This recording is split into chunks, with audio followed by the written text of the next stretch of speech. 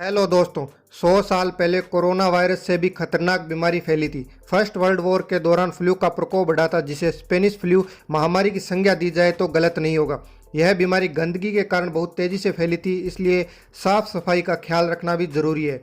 तो आज हम आपको कुछ ऐसी तस्वीरें दिखाने वाले हैं जिनमें देखिए 100 साल पहले फैली थी कोरोना वायरस से भी खतरनाक बीमारी। तो आई रिक्वेस्ट यू, ये वीडियो पूरा देखिए और हमारे चैनल को सब्सक्राइब कर बेल आइकन को प्रेस कर लीजिए ताकि आपको हर वीडियो का नोटिफिकेशन मिलता रहे। कोरोना वायरस से अब तक दुनिया भर में 1,38,050 लोगों की मौत हो चुकी है। लाखों लोग अभी भी इस बीमारी से संक्रमित है। अभी तक पता नहीं है कि ये बीमारी कब खत्म होगी और इसका इलाज क्या है।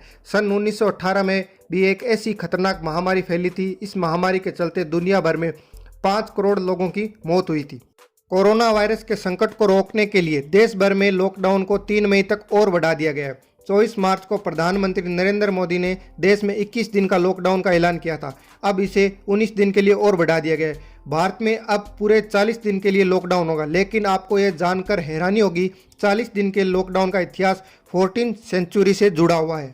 उस दौर में 40 दिन का क्वारंटाइन शब्द का इतिहास भी बड़ा रोचक है। भले ही इस शब्द को पहले कभी नहीं सुना हो, लेकिन कोरोना महामारी के दौरान क्वारंटाइन शब्द एक दिन में 100 बार से ज़्यादा सुनाई देता है। इटालियन शब्द क्वारंटाइन का मतलब होता है आइसोलेशन फॉर 14 डे। एक दौर था जब देश की अर्थव्यवस्था जहाज़ों पर निर्भर हुआ करती थी। समुद्री मार्गों से जहाज़ों के जरिए व्यापार हुआ करता था। इस दौरान जहाज़ों पर तैनात रहने वाले लोग कई प्रकार के संक्रमण का शिकार बन जाते, इसलिए उन्हें अक्सर 40 दिनों तक क्वारंटाइन करके रखा जाता था। बता दें कि कोरोना महामारी से दुनिया में लाखों लोगों की जान जा चुकी है। भारत में लॉकडाउन को नाजुक समय में घोषित किया गया। अमेरिकी संगठन CDC की तरफ से कहा गया है कि 14वीं सदी में समुद्र के किनारे बसे शहरों को महामारी से बचाने के लिए क्वारंटाइन काफ़ी बड़ा हथियार होता था।